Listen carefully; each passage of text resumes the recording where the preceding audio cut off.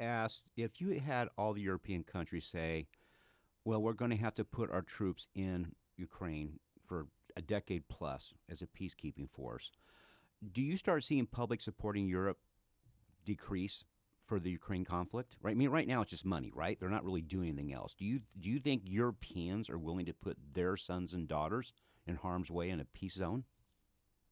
Well, first of all, I would push back on Europe not doing very much because aside from the money that we've spent, we've also taken hundreds of thousands of refugees. Yes. No. We have I'll, also I'll, I'll clear. we've also taken a huge hit to our economy Right. because we were also so dependent upon Russian gas supplies. And that point is important to make because it shows that the European public is pretty resilient. It does support Ukraine. It does loathe Putin. It wants to see the war brought to a successful So, conclusion. and But let you're me right. let me let me ask you let me The ask you problem there. with peacekeeping Let me ask you troops one is question the though. experience of Iraq is very bad. So we Yes. don't want to repeat that.